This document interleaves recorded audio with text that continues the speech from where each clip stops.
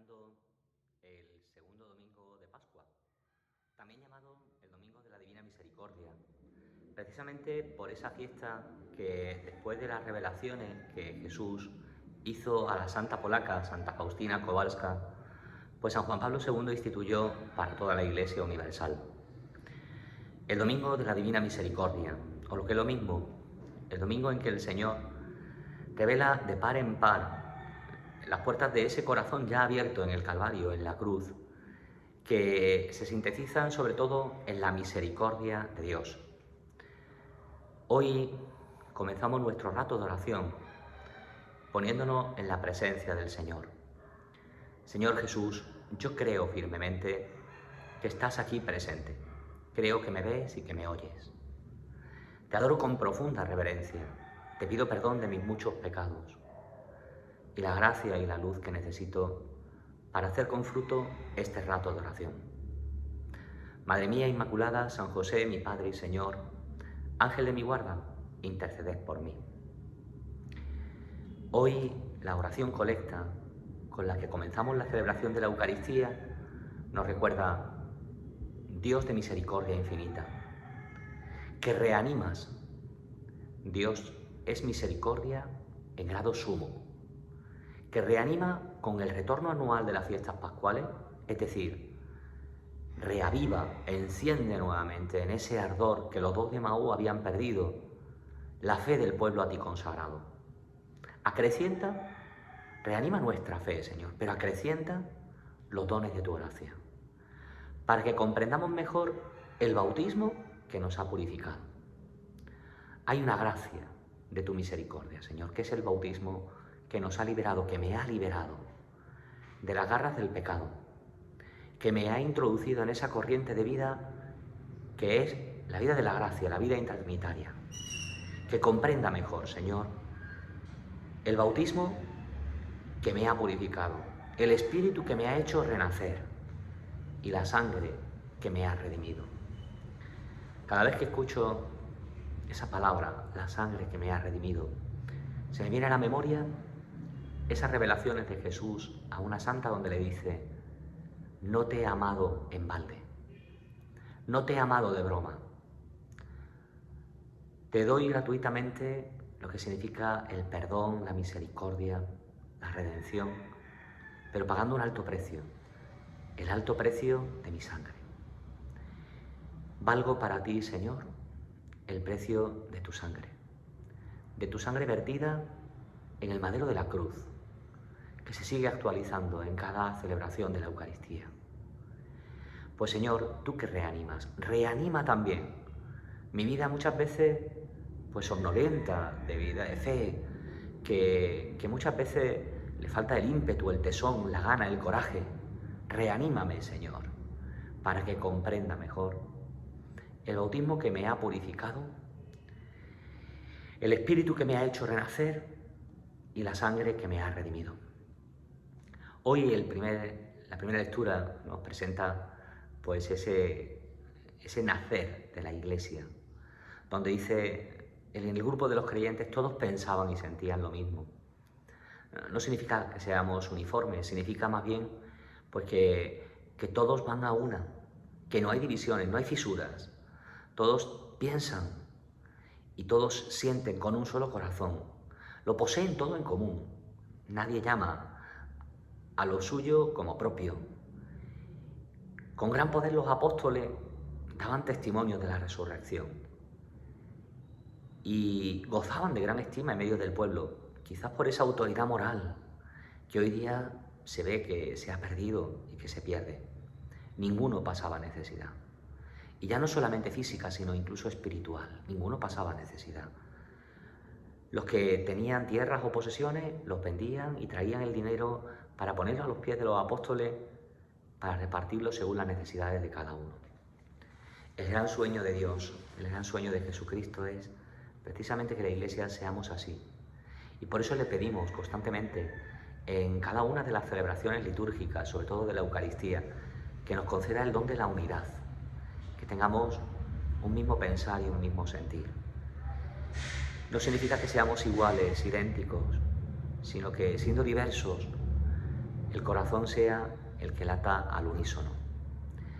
Hoy es el domingo de la Divina Misericordia. Me gusta a mí mucho esa etimología que una vez escuchaba al obispo de San Sebastián, Monseñor Munilla, diciendo: la misericordia es aquel que con el corazón en la mano, cor cordis, camina y se pone en búsqueda, y ahí el sufijo ia, en busca de la miseria, nuestra miseria.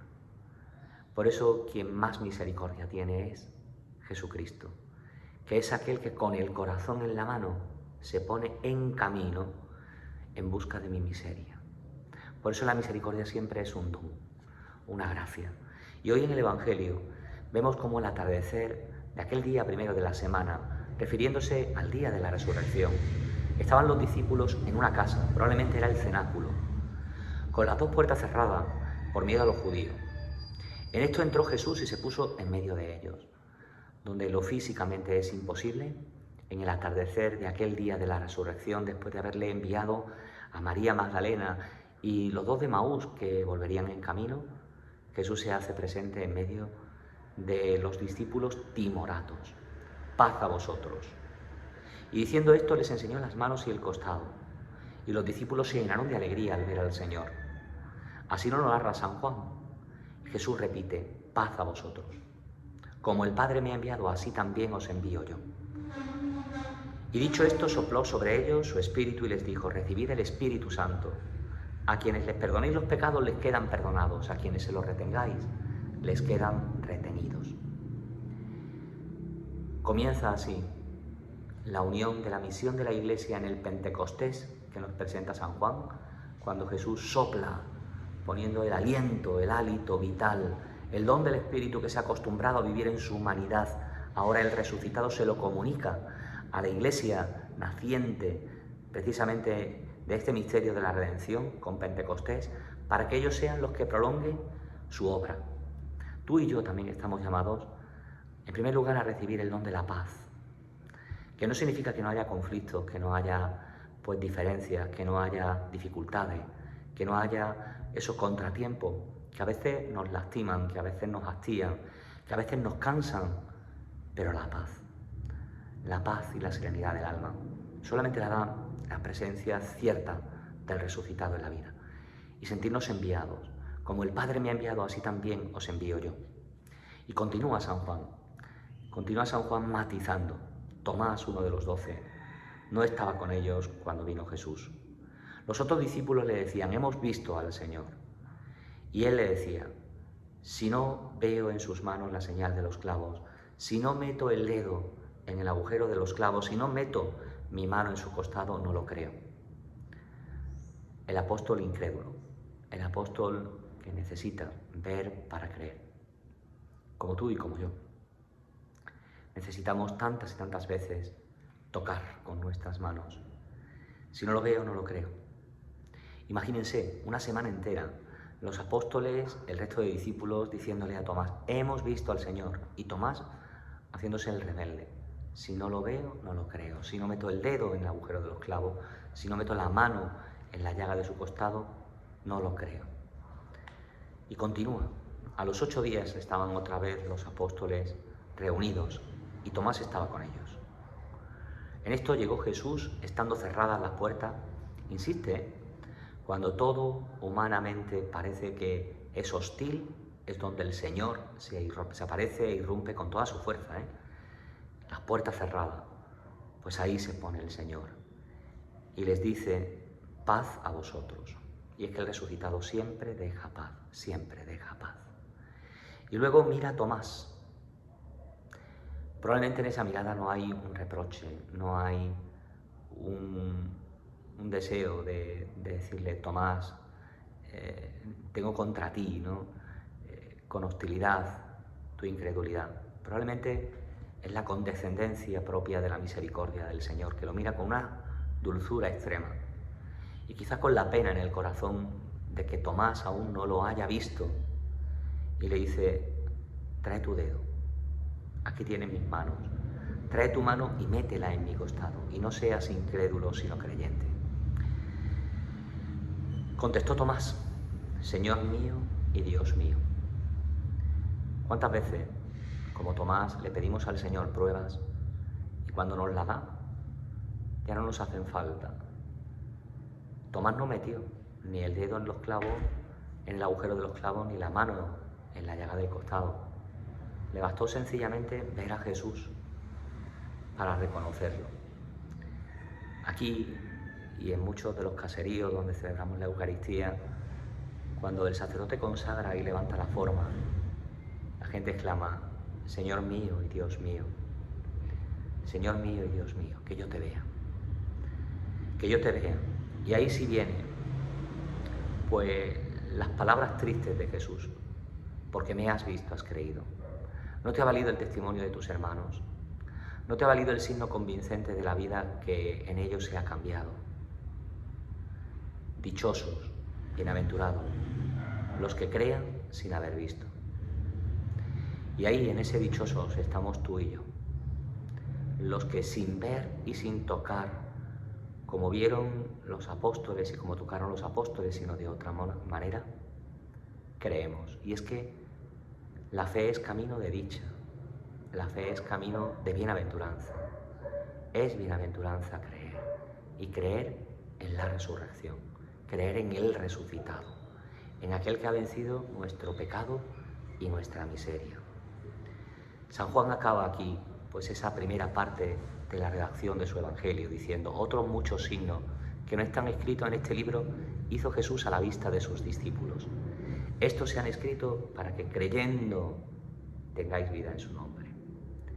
Para que creyendo tenga vida en tu nombre, Señor. La fe no solamente es camino de bienaventuranza. La fe, creer, es un don, es un milagro, es un misterio tener fe. Es fuente de vida.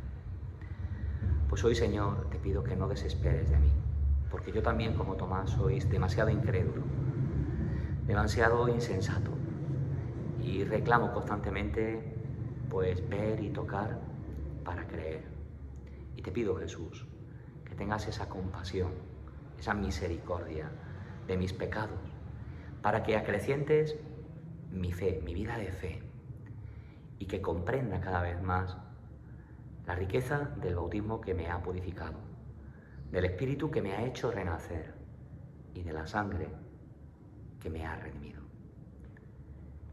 Madre mía Inmaculada, San José, mi Padre y Señor, Ángel de mi guarda, interceded por mí y por toda la Iglesia, para que vivamos en esa unidad propia de los primeros cristianos, que es el sueño de Dios, siendo uno, teniendo un solo corazón, pero también para que seamos los testigos creyentes, que creyendo son bienaventurados, son felices y tienen vida.